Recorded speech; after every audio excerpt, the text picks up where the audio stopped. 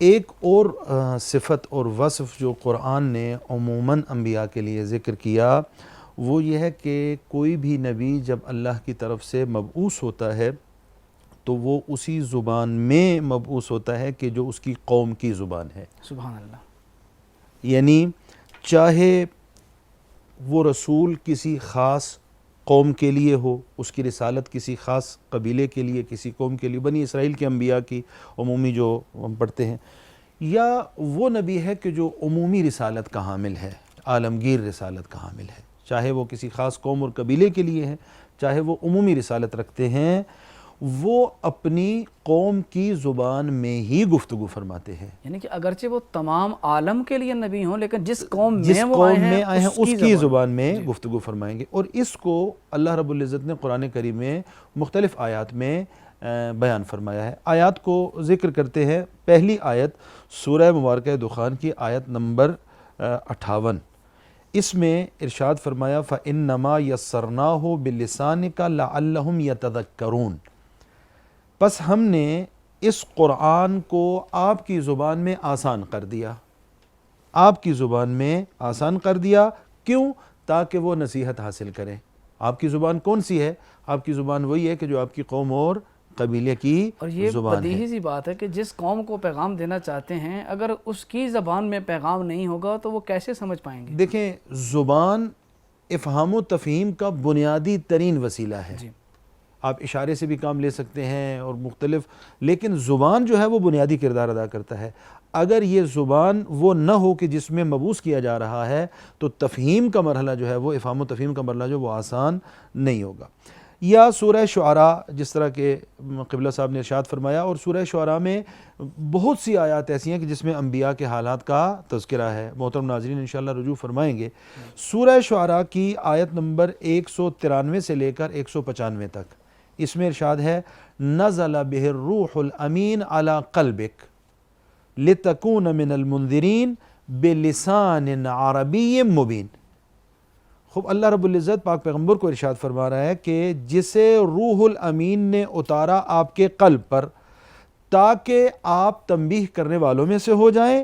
اور کیسے اتارا؟ صاف اور واضح عربی زبان میں اتارا. سبحان اللہ. یہ ایک واضح صفت ہے کہ انبیاء جس ملت اور جس قوم اور قبیلے میں آ رہے ہیں، اگرچہ ان کی رسالت جو ہے وہ عالمگیر اور جہانی ہے، لیکن ان کو اسی زبان میں گفتگو کرنی ہے کہ جو ان کے قوم اور قبیلے کی زبان ہے. یا سورہ مبارکہ ابراہیم کی آیت نمبر 4 ہے وَمَا أَرْسَلْنَا مِن رَسُولٍ إِلَّا بِلِسَانِ قَوْمِهِ وَمَا أَرْسَلْنَا مِن رَسُولٍ إِلَّا بِلِسَانِ قَوْمِهِ لِيُبَيِّنَ لَهُمْ، اور ہم نے کوئی رسول نہیں بھیجا مگر اس کی اپنی قوم کی زبان میں. یہ بھی عمومی ایک کوالٹی ہے ان کی عمومی، یعنی ان کی قوم کی جو زبان ہے اسی میں بھیجا. کیوں؟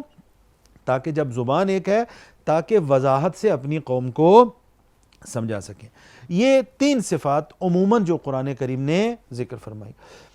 چوتھی صفت جو یہاں پر قرآن کی آیات سے عموماً انبیاء کے لیے بیان کی جا سکتی ہے وہ یہ ہے کہ انبیاء عموماً اللہ وحدہ لا شریک کی بندگی کی طرف دعوت دیتے رہے ہیں، جسے آپ یکتا پرستی کہتے ہیں. جن میں سے وہ بڑا مشہور خدا وحدہ لا شریک کی بندگی کی دعوت.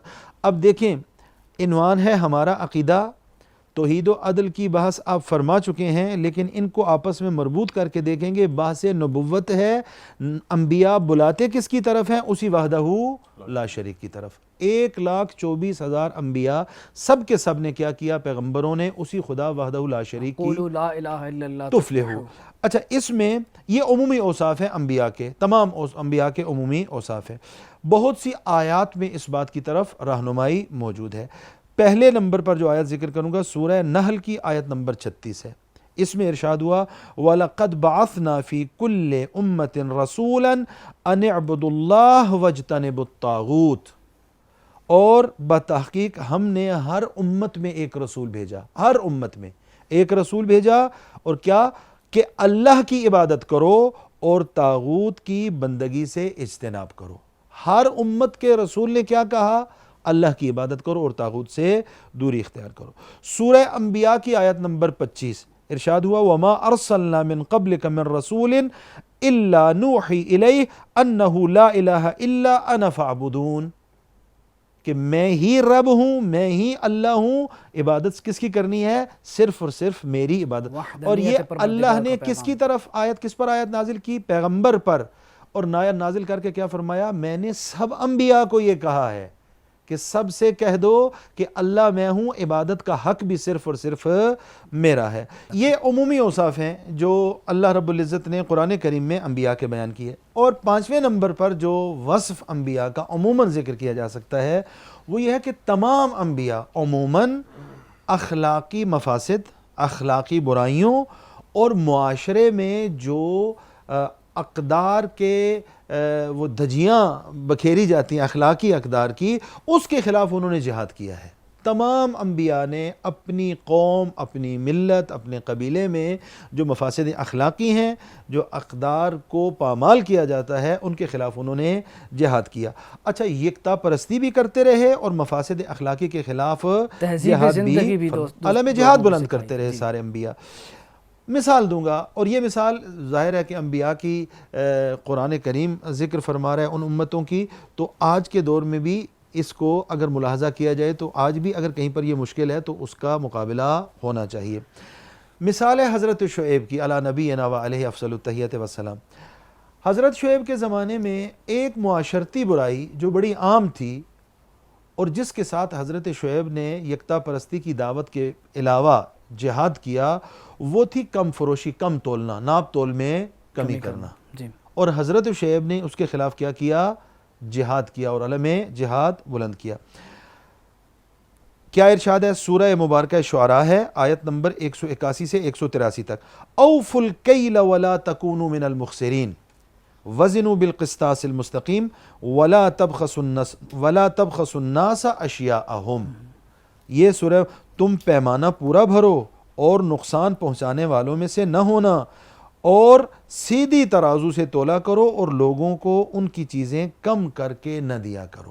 سبحان اللہ۔ یہ عمومی صفت ہے کہ معاشرے کی جو برائی ہے انبیاء اس کے خلاف کیا کرتے رہے ہیں؟ جہاد کرتے رہے ہیں۔ یہ انبیاء کا اور انبیاء کے بعد ائمہ کا سیرت ہے، سلیقہ ہے، مبارزہ اور جہاد۔ یکتا پرستی کی دعوت بھی دیتے ہیں اور معاشرے میں پائے جانے والے بگاڑ، چاہے وہ اخلاقی ہو چاہے وہ عقیدتی ہو، اس کے خلاف جہاد انبیاء کی روش ہے۔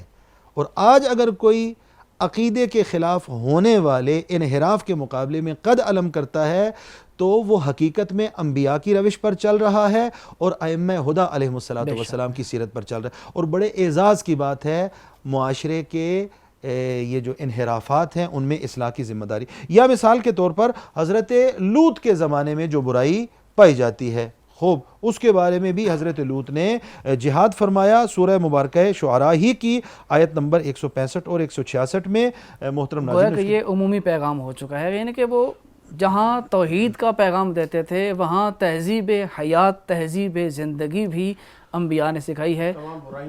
برائیوں کے خلاف معاشرے میں جو برائیاں موجود تھیں وہ علم جہاد بلند فرماتے تھے۔